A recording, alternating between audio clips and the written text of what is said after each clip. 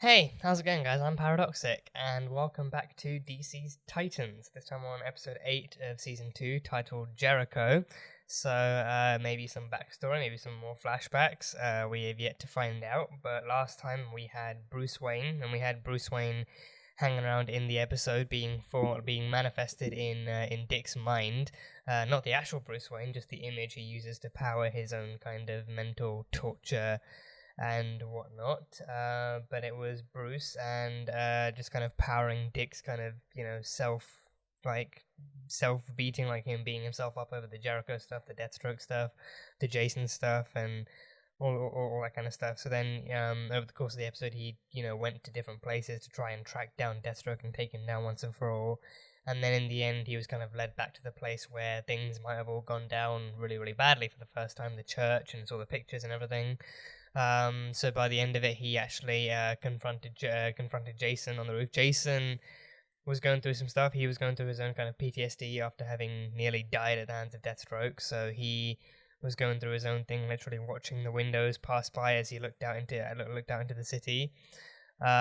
He was going through his own stuff, and then everyone was blaming him, unjustified in an unjustifiable manner. Everyone was blaming him for all the pranks that were being pulled. Like someone put orange soda on Donna's bed, like the one that Garth used to get her, and put bourbon on Frank's pillows, and took out a picture of Ellis, the kid that Donna and Hank lost to Dr. Light, and then put that picture on the shelf, and the crosses on the thing. So the crosses thing, to me, that makes sense. The crosses on Rachel's mirror, that makes sense, because that's something he's kind of teased her about before. But then the other stuff, he does not know the history required to actually put the other stuff like the orange soda and the other and the Ellis picture and everything else on the shelf. So that is clearly the work of, I think all of this must be the work of someone else who just has this kind of intricate knowledge of, because I think to do the orange soda thing and the Ellis thing, you'd have to have the knowledge that, that like the actual kind of emotional value behind those items, and see exactly, and like know who to put it next to. Like if it was like anyone would screw up by putting the orange soda into Hank's thing and the picture of Ellis on Donna's bed, but you'd have to know what these items mean to those specific people to actually look it up. So I don't know anyone in the tower who actually knows that stuff who would do it. But Jason had his thing where he kind of blacked out, and Gar is kind of sus. Gar's kind of suspicious because he's he did jack all during the episode. He did jack all. He slept in the entire time. He even came out when they were all arguing and said, can't a guy catch a break? Can't a guy catch a nap or something? So he was sleeping in the entire. He came out once. He came out once to open the door for Eve when she came by. She busted out Crypto from the Cadmus Labs and then flew on him to Titan's Tower. So he came out just to let her in, and then that was it. And that was it. We didn't see him until the argument scene in the kitchen. So yeah, I don't know if he's got anything to do with this, but we didn't see him the entire time, and the pictures that Dick saw, Gar was in none of them. Gar was in none of them, so he could have been the one taking the pictures. But then how he would be in that position, like why he doesn't have the motive to do that. He's a member of the team. He's with them. He's helping them take on Deathstroke. So why he would do that? Or how he would do that, like we don't know, and he doesn't have the knowledge either. He's one of the newer Titans. He doesn't know the deeper history that would tie the soda the orange soda to Donna, or the Alice thing to Dawn and Hank. So we don't know just yet who's actually responsible for doing this. But we'll find out. We'll hopefully find out. But yeah, Dick confessed to Jason that he was the reason that all of this was happening. All of this was his fault. He was the poison within the team. And he confessed to having killed Deathstroke's son. So, yeah, I mean, I wouldn't say I can't picture that happening. I feel like I could, like, him actually killing someone. I feel like, I can somewhat picture it happening, like, because I think in season 1, like, I think it would be a matter of him actually losing control and just letting his emotions get the better of him, and then, seeing it as like, oh, Deathstroke took someone from us, so we take someone from him. And in season 1, we saw that he had an issue with the violence. He couldn't let the violence go. He had trouble getting hold of it. So then, 5 years ago, back then, when all this stuff was going down, it could be somewhat the same thing. Like he couldn't let his emotions. He let his emotions get the better of him, and then stuff turned violent, and he either beat him to death or he killed him through some other means. But either way, either way, whether it was directly or indirectly, he still feels responsible, or at least he was officially somehow responsible for having killed Jericho. So I guess we'll see exactly what that entails, what that kind of involvement entails, and how it led to the events today.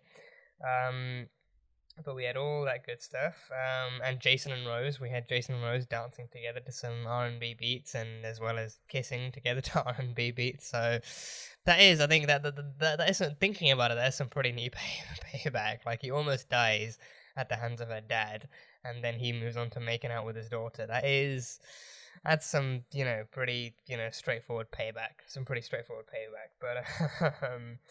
But that was that, and then Rose discovered that, Jason had Jericho's vinyl in his possession, like the vinyl with property of Jericho written on it, and then she started getting suspicious, and things went to hell yet again. But that was all of that good stuff. And then Connor, he was also out most of the episode. He was suffering from kryptonite poisoning after Mercy shot him in the chest with it, and then Eve came along and said that they would need something with the radiation levels of the sun to help heal him, which Corey has. She actually absorbs the radiation of the sun's power into her cells, so she blew herself up and used Raven's powers to contain the blast and everything, and then healed him and all that good stuff. So Connor's back. Connor's officially back. He's healed. He's with the Crypto. Crypto's at the tower now, so there's that. But then Eve said that she was going to leave, but also just leave LexCorp as a whole. She was just going to leave Lex and his whole, scientific shenanigans behind and all that kind of stuff. So I'm hoping she doesn't die. I feel like it would have been more reasonable and more sensible if she had actually stayed behind a bit to wait for all of this to blow over and then leave. But instead of right now when the guards saw her busting out Crypto, so they all reported back to Mercy saying that Eve actually, freed Crypto and left with him, so then she'll be on the lookout for her as well. So, yeah, I don't know. Things are looking fairly dramatic going forward from here, but hopefully in this episode we actually get some backstory and some establishment, like further establishment of what happened in the past and see where things go. So, yeah, that is pretty much all I can remember from the last one, so episode 8, Jericho. This will be the highlight reel. As always, this will be the highlight reel, so if you guys want to catch the full-length reaction to watch along to for this episode, then that will be over on Patreon, so you can go check that out over there. But yeah, that is pretty much it. So episode 8, Jericho. Let's go. Where is he? Is he in Gotham? This seems like it could very, very, very easily be Gotham City. Yeah, this could very easily be Gotham. 12-inch and the LP. Both on clear vinyl. A little profanity. Take all my money, please. Yeah. Sure. Okay, record. Oh, he seems so innocent. He seems like a genuine guy. Oh, nice toss. It's like, how could you use him? How could you use someone like him to get to his father? If you start feeling weird, just think about Garth. I just like the kid. Yeah, exactly. So He's do I. innocent. He said it was a birthday gift. Who from? I love that Dawn speaks sign language. His dad. I was raised by a borderline psychopath. Don't let Bruce hear We you don't say get to that. choose our father. Oh, do not let Bruce hear you say that. Oh no, his eyesight's back. Oh. Damn, super strength. Super strength. Okay, bio enhancements are working.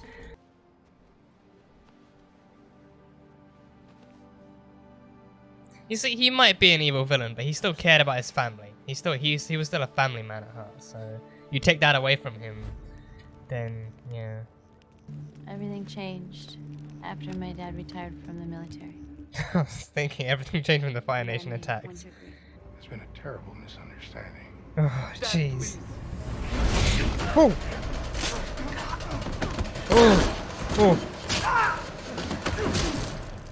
Jesus. Jericho, what's happened to...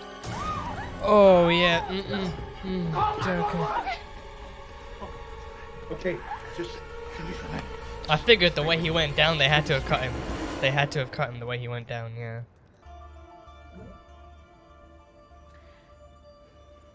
It was Jillian? me. Jillian was the target? I'm so sorry. What? All I ever wanted to do was look. So why would he want to kill a Demaskiran? No, I'm sorry. I just can't find it. Hey, what, they hire you for your ass? Because it definitely wasn't your brains. Oh, Jesus. Hey, watch it, asshole. Whoa. That was so rude of me. Here, let me buy that for you. Oh, I am he has sorry for powers. my outburst. Except this He tip. can, what, possess people? Thanks. I have a tiny penis. Good day. Oh yeah, he can just possess people. He can just possess them. And he's bringing him to Titan's Tower. Okay. Yeah, you have powers. That's a one-way ticket. Follow me. It's a one-way ticket. He's asking who? Who what? Oh, Hank, please do Hank. Please do Hank. Yeah, please do Hank. Let's What? possess Look at Hank. Jericho. Let's dance. What? Oh. Oh, okay. My mom taught me this one. Okay. Oh, he's a graceful dancer. He is graceful. What's happening to Hank? What they say? Hank has no Right. idea. I've rented him out. Oh, No jeez. way. Okay. This is amazing. That is so cool. I mean, it's... This is amazing. Sucks to have to give it up. Okay. Okay. Yeah, Hank's gonna have no clue. Yeah, he just busted out some moves with him. Oh yeah, you just possessed that guy. You possessed that dude. Thank you for your service. Oh, okay. Have a nice day. Okay. Would that work? Would that actually work? He kills for a living, using the name Deathstroke. Okay, you might want to sit him down How for do you this know first. My dad kills people. We want you to join us. But first you need to know who we really are. He wants to know if he's our friend who his dad killed. Yeah, because they didn't mention Aqualad, yeah. He wants to know the truth about his dad. Everything. Okay, alright. He's taking this also much better than I would have expected him to, yeah. He actually hasn't shunned them or just stormed out of the tower just yet for them lying to him. That's, you know, that's encouraging. Yeah. Oh, he's taken off the Eye of Horus. Oh, Where are you going? Jesus. Making threats already. Sorry, I don't read sign language. Oh, you read this language? Yeah. Okay, maybe I do. Now shut up and listen. No, I love Jericho. I Father love him. wants to see you. Go to this place, this time. He's gonna lead the Titans there. He's gonna give that to the Titans. Yeah, a chance to take You want down to know the Slade. truth about your dad? Let him tell it to you. I think that's thank you, right? That is. I love Jericho. I love him with all my heart and soul. He's such a. He's just such a good, genuine guy. He's just. Just knowing he dies just is heartbreaking. It's actually heartbreaking. Oh, he murdered them all. It was her entourage too. He took out Jillian and her Themyscira entourage. Wowza. Okay, Donna, you cannot lose to this guy, alright? Show him the power of Wonder Girl. Oh, boom, okay. Oh, Wonder Girl versus Deathstroke. Okay, Wonder Girl versus Deathstroke. There we go.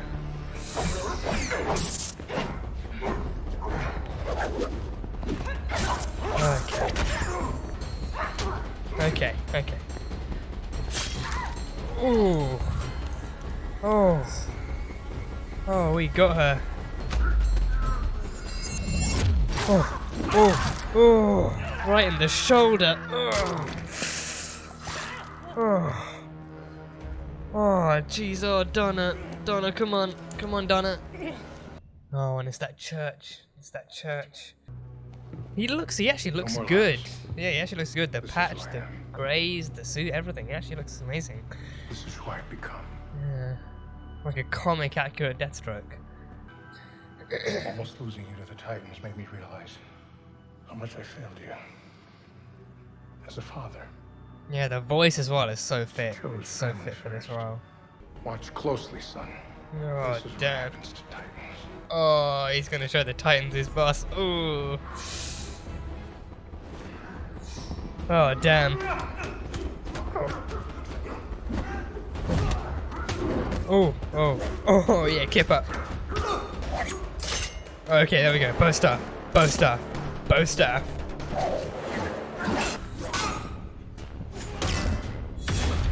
Oh. That's why you lack control.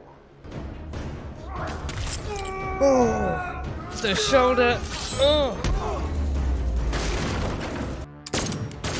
Oh. And his staff has a gun. His staff has a blade and a gun. And a gun.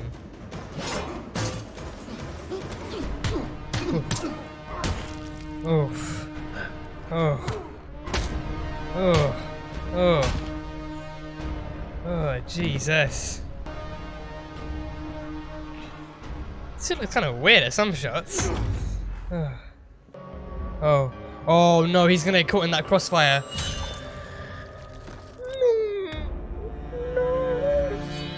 No, Jericho. No, Jericho. Jericho. I guess this is... Goodbye, yeah. Yeah, this is goodbye. The team cannot stick around after what Dawn, just happened. If you ever need a place to crash. Thank you. Best friends, yeah.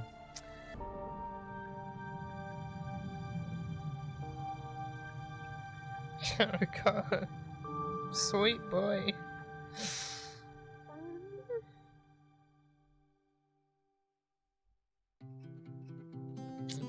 Hey, you know what? I take back what I said. Like now, this outro music is actually, it fits thematically for different episodes. It fits, you know. So hearing the casual bass drop and the beats for this one would probably not work as much. So it works. It works for this kind of stuff. So it's a nice little change of pace. So yeah, damn, this entire episode was one giant flashback, yet another flashback episode. So similar to Aqualad, we find out how they met Deathstroke, and now, Jericho, we find out exactly how the Titans and Jericho met, and how Deathstroke and the Titans met, and all that kind of stuff. This was such a good episode, such a well kind of paced and well established kind of episode for the Titans kind of universe. So yes, and we finally know exactly what went down. Not just not just present day narration. We actually get to visually see exactly how shit went down. So yeah, it was great. So starting in San Francisco, 2014. So yeah, so they all befriended him. All of the Titans befriended him. All of them befriended him. He met Dick first, and then Dick introduced him to the rest of them, and they all knew the plan too. They all knew the plan to actually, to get information on Deathstroke out of Jericho, and then use that to track his father down and take his father down and stuff like that. But yeah, Jericho, I think that was the main kind of point of conflict within this episode. It wasn't just the fact that it wasn't, Dick kind of bothered me in the beginning, in the first quarter, I'd say. In the first quarter of the episode, he kind of bothered me because he was like, especially that line to Dawn in the beginning around the campfire. He kind of bothered me saying like, if you ever feel hesitant, if you ever feel nervous about doing this, just think of God. Just think of God. Like he's deliberately manipulating grief. Like she admits that she feels guilty about using a kid, an innocent, sweet little kid. Not little, he's likely their age, but he's like about using an innocent kid to get to his deranged psychopath of a father, and he immediately kind of manipulates that kind of the entire kind of group felt to grief around Garth's passing, and says just use that to put yourself back on track and put yourself back on course about how you feel and everything. So yeah, that just bothered me. That just irked me in the wrong way. Like it just like Dick is more and more focused on actually using Jericho. So I was wrong I was wrong before. He didn't actually kill Jericho himself. He couldn't. If he had killed Jericho himself, then he would be a monster. He would be a monster. Jericho himself, he did not deserve any kind of ill grief or death or anything like that. He himself hated his father because after his father became what he had become, along with Bill Wintergreen, Will Wintergreen, he's William Wintergreen in this one. I mean, Bill can still be short for William. It's not exactly short for Billiam. So after his father had become what he'd become, and he'd become a lot more absent and distant and stuff like that, he stopped seeing him the same way. He stopped seeing him the same way. He stopped loving him and stuff like that. So Dawn, I love that Dawn could speak sign language. I love that Dawn could actually, translate for the rest of the group what he was saying, and they could communicate between the two of them too. They could she actually communicate with him using sign language. So I love that she there, she wasn't just a translator. She wasn't just a translator. She was actually an honest and genuine friend to him too. She cared about Jericho. She wanted to stop using him in that sense and stuff. She wanted to actually, let him live his life and stop, bringing him into their mess. But she actually talked to him. She talked to him, and she actually conversed with him, and she actually had some somewhat of friendship with him. So she was, she recognized him for the sweet, innocent person that he was. So yeah, again, I think that was what it is. Knowing he dies, going into the episode, seeing more of him, more of Jericho unravel, and seeing who he really was, and seeing how innocent he really was in all this, and especially how he lost his voice too, like a home invasion, to do with Slade's line of work, people coming in, taking him and his mum hostage, and then the way he felt,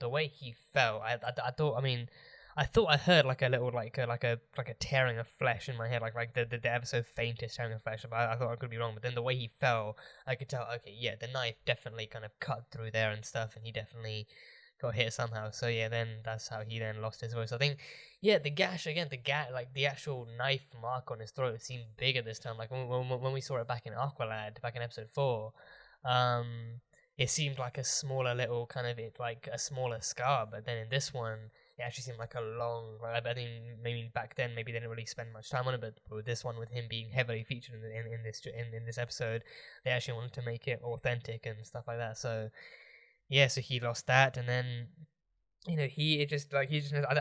an innocent guy, but I think the team as a whole was kind of split. The team was very conflicted. Dick wanted to get to Deathstroke whatever way he could, and then Donna when they uncovered Wintergreen's kind of place being empty, Slade Wilson's place being empty, and they caught and they kind of caught a dead end, and she was like, so we just wait for the next thing to pop up. We need to get this guy, we need to get him now, and if his son is the only way, then his son is the only way. So when it came to desperation, she saw the kind of usefulness in him, but Dick, he saw it right from the beginning. That was his plan all along. So so yeah, just kind of I don't think you can watch this comfortably knowing what they're doing to him, and knowing what what he's truly like, and just knowing, especially it was harder for me knowing he does die. I mean for any audience member, you're told from the get go that Jericho does die,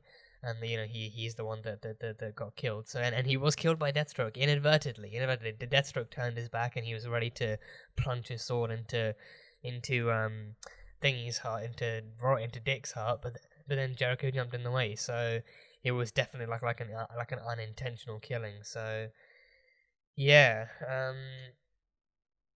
but Jericho, I have to give props to the actor. The actor who played Jericho, he did such a great job. Especially for communicating using sign language, and I especially loved his conversation with Wintergreen too. Oh, I don't speak sign language, I'm sorry, and he's like, speak this sign language, okay, yeah, I get that one. And then even when he's about to leave, he's like, and he starts still signing. He's like, yeah, I know, yeah, just go fuck myself. He knows the basic stuff, the basic sign language. So I love that stuff. I love how sassy he could be at times. I love how sassy Jericho could actually be at times. But the actor himself, I don't know if the actor himself is actually mute and stuff as well, or if he can actually talk. But either way, whatever, abled or disabled, he is a great actor. He did a terrific job with this. I think it's this kind of stuff that makes me wish he was still alive in the present, that he was actually still alive and that he didn't have to die. But his death is what fuels the story in the present. He needed to die in order for things to be the way they are now, so it makes sense. But you see the kind of character he is, and you can't help but wish, wish he would have stayed alive, and we could actually use him in the present day. But then him not being there is the reason that the present day is actually happening. So yeah, and he's such a little fanboy too. He's such a little fanboy. He loves his music. He loves his music. He loved his mother until he found out that she was lying to him. And yeah, that was the thing too. He was a little fanboy. He found out that Dick and Dawn and Donna and Hank, that they were the Titans. He saw the whole suits, the whole of Titan suits and everything. He saw that they were Robin and Dawn and Robin and Dove and Hawk and Wonder Girl. And I think from the fact that they didn't actually they didn't actively mention the Aqualad suit, he figured, okay, they didn't mention that one, so that must be the one that, you know, got killed. And then again, that whole confession thing, he took that surprisingly well. Like, from hearing that they were Titans, because I think the Titans, like, they must have been known, like, they must have been a known team, because the Justice League must have been known, Batman and Robin must have been known, so Robin being in San Francisco with the Titans, like, the Titans must have established themselves as, like, a new group of heroes. Like, they must have done that. Like, the news would have reported, like, oh, like, yet another mugging or yet another robbery foiled by the Titans, and, you know, just shown who they were. But he must have known. That's how he must have known. Like, oh, yeah, I know the Titans. Oh, wait, you guys are the Titans? Holy crap! Okay. But yeah, he took them being Titans really cool. I mean, he was really like, he had like a whole fanboy attitude about that. Like, oh my god, you guys are the Titans. That's so cool. And then, you know, they even offer him they even offer to let him join the team. They even offer to let him join the team, and he has a power. Jericho has a power. He can possess people. Like, he can actually, you know, submit his consciousness into them as long as he makes eye contact. If he's someone he can make eye contact with, then he can actually he can transfer his consciousness and make them do things. But yeah, and on paper that is cool. On paper, as we saw, that is actually a cool power. Like, he can control them, and he can somewhat an invasion of privacy, as we saw with Hank. Like, Hank getting annoyed that he was laughing, but yeah, no, like, I think on paper, I think it's cool because you think, you know, oh, so he can actually just, it would be convenient if they ever needed him for a mission, like, you could actually get them in and out of a place with ease and stuff like that. So yeah, but then you have to think about what the extent of that power is, or at least I kind of can't help but think what the extent of that power might be. Like, you know, okay, so he transfers his consciousness into someone, but so then he controls them. He can make them talk and move however he wants. He can't make them think like him, but he can make them talk and move like. So then when he possesses them, they black out. And then they do whatever he wants them to do. Like that douchebag at the music store just, you know, bought the album for him and tipped extra too. And then the guy who, you know, pulled up in front of Slade's car, like, he just, you know, dropped the bat and then walked away. Like, that kind of stuff, like, you know, making him drop the bat and saying the whole "thank you for your service" thing, that makes sense to me. But then actually he left the guy's body right before the guy got back into the car. So then would the guy still drive off? Because then his intent was, like, once he got out of the car with the bat, his intent was to actually take the bat and start beating Deathstroke with it. So or to beat Slade with it even. So, like, you know, like his intent, like, he would get back into his car, but then would he not, like, process the fact that he just blacked out and that he's no longer outside the car? Because he does remember stepping outside the car, and then next minute, literally the next second, he's back inside and he's driving off. So then, you know, like, would his thought process change? Like, would he then be like, okay, I'm back in the car, let's just drive off now? Would he just forget about Slade and, you know, getting all, you know, pissy at him? I don't know. And then even the guy at the music store, like, you know, would he still walk away from Jericho? Would he not, like, you know, still go to the counter and ask the woman for the music thing? Like that kind of stuff. It kind of, you know, like, I mean, they kind of presented it with Hank. Like, he actually acknowledged the fact that, oh, I just blacked out. What the hell's happening? Why is that kid laughing? What has happened? So he at least acknowledged, and then Jericho, in that context, the people were aware of Jericho's power. So, yeah, but that kind of stuff kind of confusing me. Like, you know, okay, so he can't control how they think, but he can control their bodies and do with that what he pleases. But then after he exits them, they then do, like, their mind then runs on from one track to another. First, they acknowledge that they just probably blacked out. They can't remember how they got to this position, and then they actually go back to trying to remember what they were doing first, and then doing that, or if they can't, then they just move on from that. But then, yeah, like, it would depend on the person. I think it would depend on the person how intent they are on doing the thing, like how intent the driver was at, you know, wanting to beat up Slade with the bat. Like, not that he would have succeeded, like, Slade would have pushed that bat through his skull, but still, or maybe even the guy at the music store, he would have actually, you know, still gone forth to, you know, just be a dick to the woman at the counter. But yeah, I don't know, so that kind of extent kind of comes into my mind. But I think, I don't know, I mean, chances, because that's in the past and that's the history. I'm not really meant to, look too far into it. But I just when it comes to these kinds of powers, I can't help but think like that sometimes. Like I think on paper it is a cool power. You can very easily admit it's a very cool power to have. You can play all sorts of pranks and do all sorts of things. It's on the brighter side, it's a cool way to prank people. On the darker side, it's like that is a massive invasion of privacy. You're literally taking control of their body and doing things that they might not. I mean, with Hank, it was harmless. Hank was just, he was dancing, and I think he pulled like a muscle in his groin, or something, like actually dancing. But he did some cool dips and twirls with Dawn, and even some cool ballet stuff with with his own body. So yeah, like Hank, he's a graceful dancer. But then that kind of stuff is harmless. And Jericho himself, he's not inherently a bad guy at all. He would never do that to someone. Like, this is the first time he even mentioned, like, even the only times he has used it is to de-escalate a situation. He stopped the guy from picking a fight with his dad. He stopped the other guy from disrespecting the woman at the counter, and I mean, he somewhat stole from him, kind of technically, stole his money.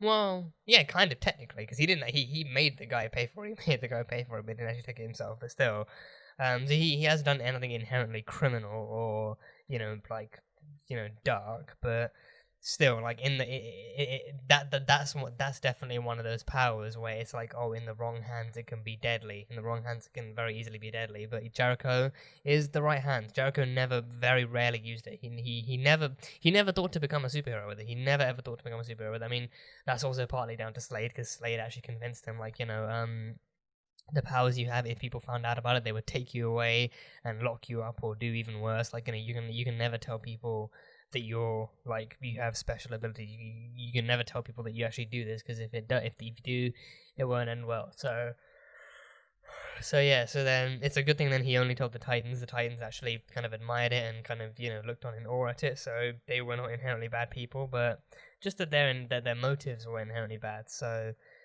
yeah, but yeah, Jericho had powers. He could actually possess people. So then,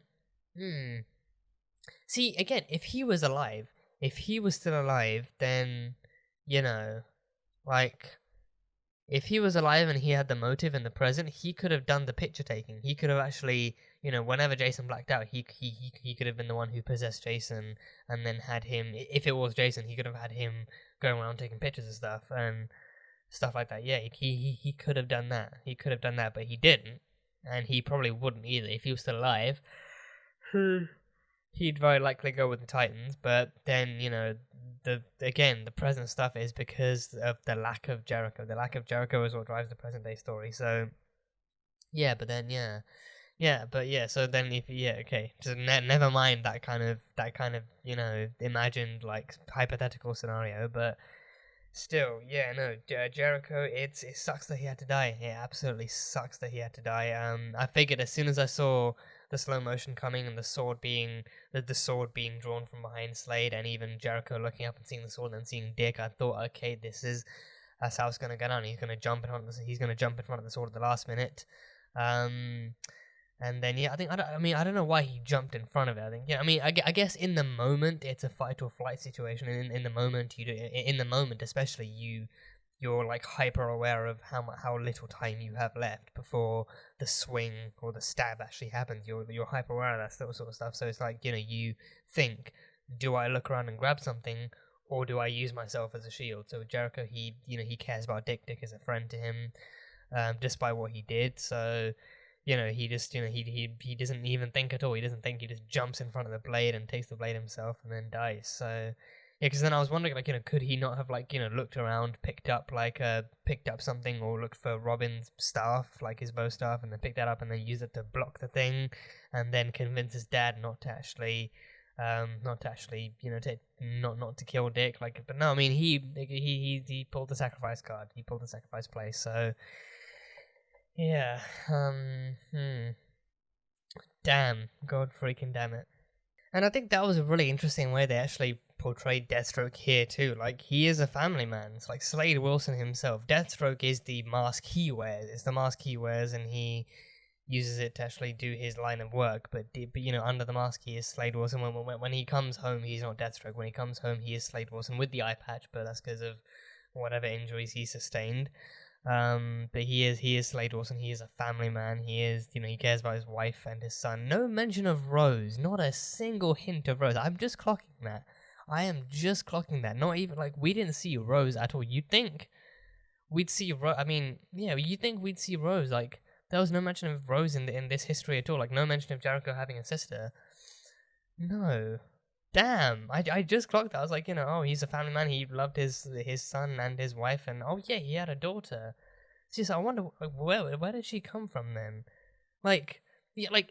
They never even mentioned her one bit. Not one mention. He never even mentioned he had a sister. Jericho never even mentioned to Titans he actually had a sister called Rose. Yeah, how would what? I mean, did he adopt her, or? I don't know. I do not know. He could have. He maybe. I don't know. He could have adopted her. Maybe.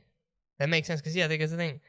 Yeah. Because the thing. I don't know if I think because I was gonna say, oh, maybe he had her after he had Jericho, but then again he would in that case then they would mention a baby sister, but then even if that was the case, she would not be nearly as old as she is in the present day. So yeah. So he must have adopted her.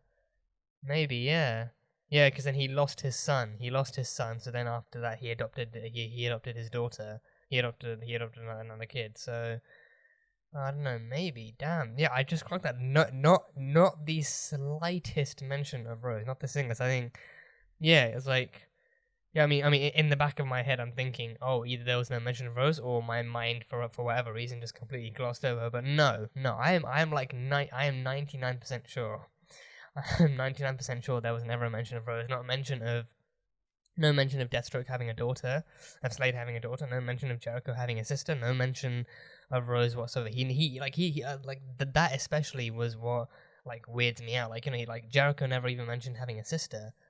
Yeah, you'd think in an episode showcasing the history of the Wilson family and especially Jericho's history, you'd think that that they'd actually incorporate Jericho having a sister like Rose.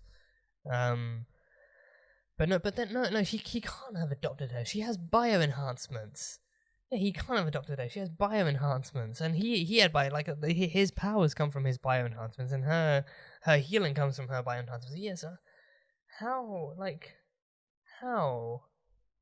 That makes no sense unless she was estranged. If she was estranged, then that would, I guess, if she was estranged from the family, maybe. But then Jericho would still know her. Jericho would still remember. He'd still mention her.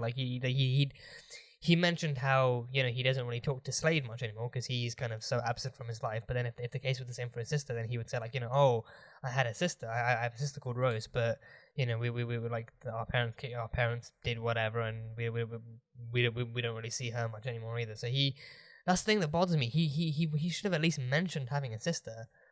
Yeah. I figured we would see Rose. Why did we not see Rose? Where was she during all of this?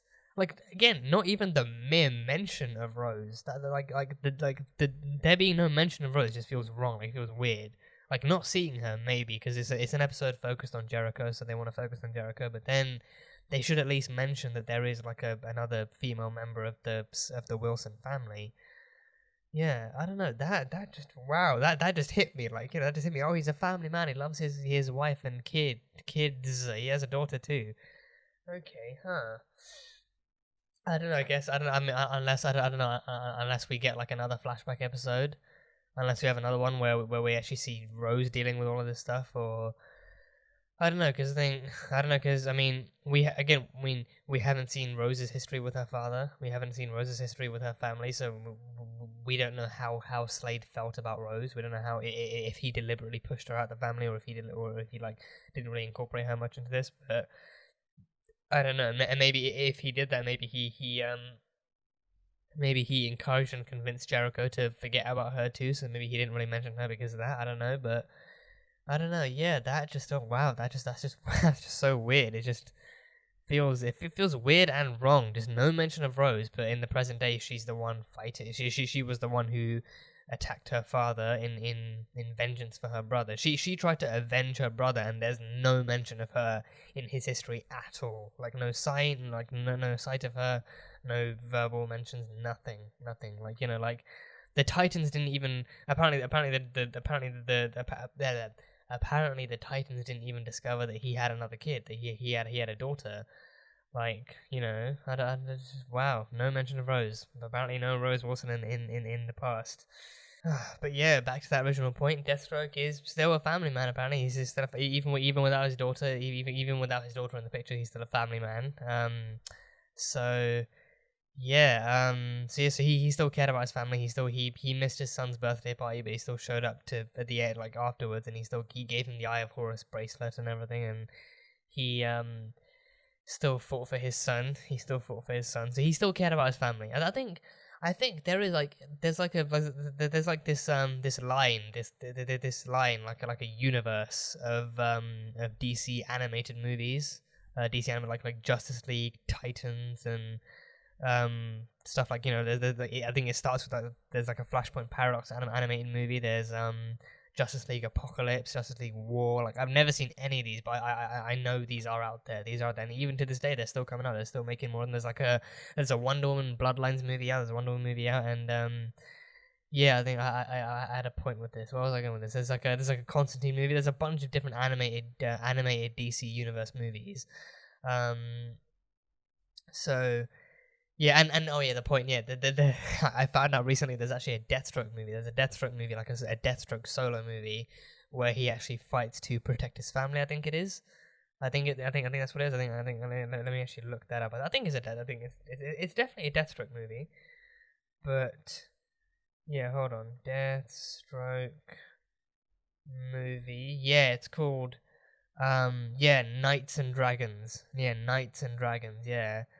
Yeah, Deathstroke tries to save his family from the wrath of Hive and the mysterious Jackal. Yeah, Deathstroke movie. Yeah, so Knights and Dragons, and yeah, there's a bunch of other Teen Titans, the Judas Contract, Flashpoint Paradox, Son of Batman, Justice League, Crisis on Two Earths. I think, yeah, like if I just type in DC animated movie, it's like a whole universe of those movies. It's a whole universe of those movies. Yeah, fuck, wait, hold on, DC timeline, no, DC, hold on, just give me 2 seconds. Yeah, there is a bunch of them, I've actually been I've been considering reacting to these, I've been considering doing reactions to these movies. I think I've actually looked it up, and I think Flashpoint Paradox is actually the first one, it's the one that starts it all off, but there's like Batman vs. Robin, Justice League, Atlantis, Batman Bad Blood, Justice League. There's a bunch of Justice League movies, a lot of Superman movies. Yeah, there's a bunch of them. Superman Man of Tomorrow, Gods and Monsters, Superman Red Sun, the one about the Russian Superman. Justice League Dark with Constantine, Suicide Squad, Wonder Woman Bloodlines, Dark, Apocalypse. Well, there's like a bunch of them. So yeah, like it reminded me like Deathstroke. There's like an actual Deathstroke movie where he fights to protect his family. Like I remember reading the synopsis for that. So yeah, he is a family man. He is actually a family man underneath the blood and the bullets and the sweat and everything. So yeah, like just seeing that side of him was definitely very different, and especially seeing how hard he fights to protect his family too. Like knowing, I think it's knowing it's the Titans too. The Titans, like, you know, he even his handler, like Wintergreen, explaining the Titans to Jericho. I can't remember what he said. He mentioned, I think, that the Titans are a part of like Greek mythology. But he mentioned like some kind of piece of lore about how Zeus handed all their asses to them or something. I think if I go back and find it, yeah, the Titans were tragic Greek figures, got their asses handed to them by Zeus. So yeah, they were like losers. They were like Greek losers. Like the Titans, I think even outside of this, I was aware of like the Titans being in, like, you know, like I think there's movies, there's Clash of the Titans, Wrath of the Titans, but the Titans themselves are like, you know, pieces of like Greek mythology and stuff. But yeah, with this, in this context, Titans is about the sidekicks of the I think that is the point. Like in this context, the Titans are the sidekicks of the bigger heroes, the gods, like the Justice League are like the bigger group of heroes that the world knows. So the Titans are the sidekicks that then band together, make their own faction, and do some crime fighting and world saving on their own pay grade and stuff. So yeah, so in this context, it's less to do with the losers and more to do with the smaller people, like the smaller, like the sidekicks to the bigger gods, actually forming their own little faction, forming their own little league and stuff, and doing their own stuff. But then, of course, Wintergreen and Wilson take it literally, being like, "Oh, they're the guys who got their asses kicked by Zeus himself." So, yeah, and even the way Deathstroke sees them too, even at the very end with the whole the Robin fight, like, you know, even the way Deathstroke explains them, like, you know, oh, under that mask you're just like a kid, you just, you know, you don't know what you're doing, you just, you know, like, even the way he describes Dick in the present day to Jason too, like he describes him as like a con man, and like he says he's like a charlatan who gives masks to foolish kids and makes them believe that they're heroes. So I think he definitely has that kind of villain getup. Like, what he wears is not typical contract killer kind of getup. He's a contract killer, but he's not. What he wears is a suit of armor built with gadgets and armor fit for him specifically. He is a very, very skilled assassin. He has bio enhancements, he has strength, he has speed, he has agility and mental enhancements too. So he has a suit fit to like, you know, utilize those abilities of his. So, you know, I think he himself is aware that he's a villain, but then he's a villain doing his own line of work. But then he sees the Titans, and they're like, and he's like, oh, these kids dress up as heroes, and they try and fight the good fight, not knowing, you know, what guys like us are really capable of and everything. So, yeah, like he identifies the fact that Dick was using Jericho. You know, even if it was only partially, he was using Jericho to actually get to Deathstroke, to get to Slade himself, and he identifies that, you know, Dick isn't as genuine as he'd like people to believe, and that he has those flaws and stuff, and he exploits them. So yeah, Deathstroke, he's someone who knows how to read people, and he's also he's a master combatant. Yeah, I feel like I have to talk about his combat. Like, you know, his fight with Donna was quite brief. He killed Jillian and all the other Themyscira entourage, so he killed them all, and then used her phone to lure Donna out into the darkness too. So his fight with Donna was brief, but it was cool, and it was brutal too, just seeing him, like, you know, switching the knife from hand to hand and punches to the stab wound and groin and everything like that. So that stuff was brutal. I think that was more of a warning, though. That was definitely more of a warning. He even said to her, like, you know, I will only say this once. Stay away from my son, or you'll pay the price for it. So, yeah, so that was just like a warning fight. But then the fight with Robin, okay, me personally watching that, I feel like the fight with Robin had like Arkham vibes to it, Arkham game vibes to it. Like, it had that kind of combat thing too, like, you know, Batman fighting maybe Batman fighting Deathstroke. To my knowledge, that was to my memory, that was like more like, you know, that was more in a somewhat more open environment. It was somewhat more like kind of, you know, counterbalance too. But with Robin, like, you know, like, Robin is like a psychic. Robin is Batman's psychic facing Deathstroke. Deathstroke, I mean, we don't know if there's we don't know if there's been any case of Deathstroke actually fighting Batman in this universe. We're like, we don't know if Batman has fought, if this is that kind of a universe, or if, like, how differently they're adapting Deathstroke for this universe. Like, I don't know if there's been any confirmation that that Bruce himself fought Deathstroke as Batman, or if this guy is solely enemy to the Titans, and if he's just that good. Like, because he's clearly like a very, very skilled combatant. And we saw in the actual fights, and he was brutal. He was, you know, just, you know, punching and kicking and, you know, just headbutting him with his mask and stuff. So he's very, very skilled. He's very skilled. Like, that fight scene with Robin alone was just so good to see. And then his escape scene in the beginning, like, you know, the flashback of him using his powers for the first time. He is an expert marksman. He's good with the gun. He's like, it was all a one shot too. It was all a one shot. That was so great. It was all a one shot. Picking up the guns, and even, you know, just practically throwing the guy across the room into the wall, and then, you know, breaking the table leg on the other guy in like another scene. So he's great with his combat. He is great with his combat, even with the sword. He's great, and he has his own bow staff. He has a bow staff with a blade that comes out of one end and another end that literally fires bullets. He has a gun on one half and a blade on the other half. Like, he has like a fully equipped kind of gadget set for all of his needs. So yeah, so this guy's prepared. This guy is freaking prepared. But yeah, the combat was great. I mean, there were some points, I think aesthetically speaking, there were some points where the suit looked a little weird. Like, at one point, I feel like it actually looked kind of creasy. I could be wrong, but I feel like at one point it actually looked somewhat creasy. But yeah, I don't know. Like, it actually looked like, I think it was back when it was when he was actually Yeah, like some points, yeah, like so some again, like the same issue here, like from the far off shots, like he actually looks like the suit looks kind of clunky and hard to move around in, yet he's still he's still fast enough to be what he needs to be, but it still looks like it's a thick, heavy suit to actually move around in. And even when he's walking down the steps, so like when the helmet is off, like the actor himself, I think his name is S.I. Morales or something, you know, when the mask is actually off, he actually looks great. He actually like the actor for Slade himself, he actually looks fantastic within the suit, the eye patch, the hair, the grey beard and everything. He looks fantastic. He looks great.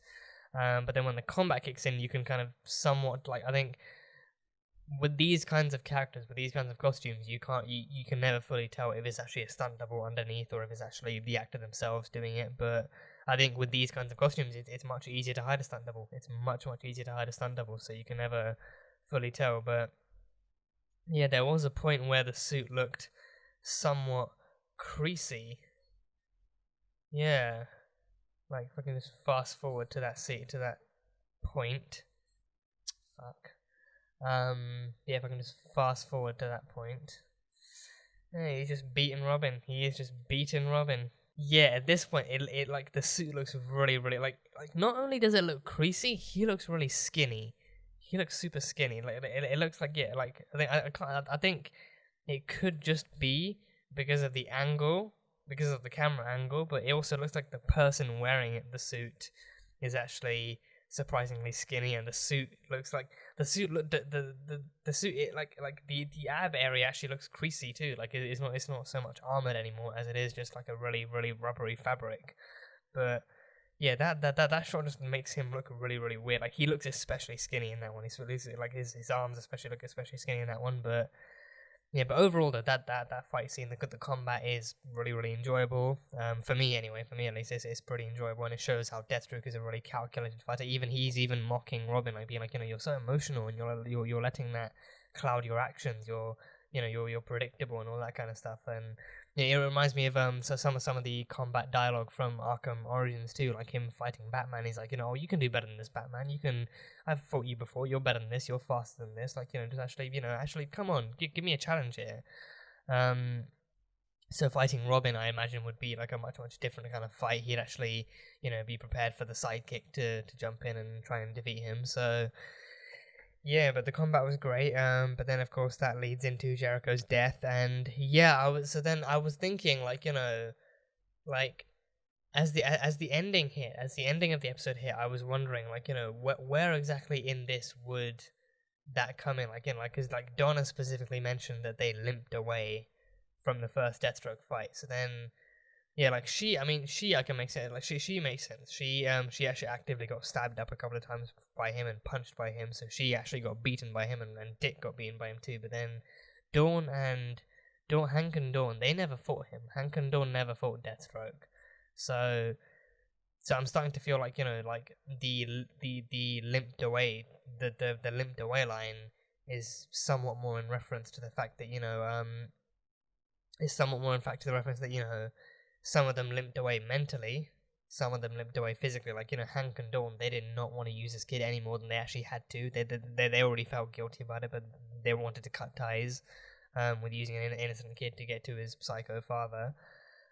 So then once they actually lost Jericho to this fight. Once then they actually, you know, found out that Jericho actually died saving Dick. I was like, this is it. You know, if this is what it means to be a Titan, if this is the cost of being a Titan, then I want no part in it. We don't want to be Titans anymore. We'll just be Hawk and Dove back wherever we are. So like they left to go wherever they were living when we first met them in season 1. So they left to go there, and they were just Hawk and Dove there. They just went back to being Hawk and Dove, no more Titans. So that's how the team actually disbanded. It was actually Jericho. It was actually losing Jericho to this fight, the fight that they dragged him into in the first place. Knowing that it was their actions that caused it, that then caused them to disband. So they felt guilty as a team, and Donna still, you know, like Dawn just won't forgive any of this ever. But then Donna actually still kind of, you know, she still maintains that kind of best friendship with Dick and reassures him, you know, if you ever need a place to crash in New York, then you're welcome to stay. So yeah. But yeah, that is pretty much all I've actually got from this episode. It was a heavy one. It was a much heavier one with good reason too. You know, them actually using Jericho to, you know, further cement exactly what went down with the Titans. And I think I think this season so far has been like a fairly nice mixture of present day stuff being haunted by the past, and then them actually showing us what the past actually is that's haunting them so badly. So far it's actually been like a nice mix, and it's been a nice kind of experience seeing what's gone down.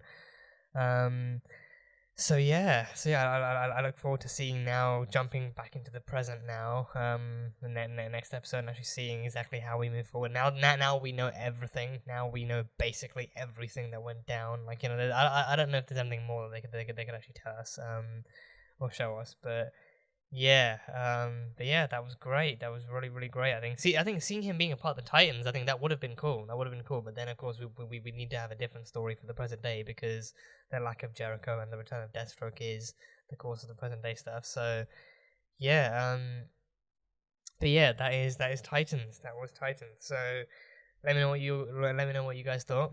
Let me know what you guys thought, and what your thoughts are on Jericho's backstory and Jericho's kind of demise, and how you think it might push forward the rest of the season, and what we might see in the present day going forward. But yeah, that is it. So that was Titans Season 2, Episode 8, titled Jericho. So thank you guys so much for watching this video. If you guys enjoyed it, then salt and burn that like button. Comment on what you thought of the episode and what you think is coming up next time on Titans. Once again, the full-length reaction will be over on Patreon, so you can go check that out over there. And yeah, that is it. So, I will see you guys next time.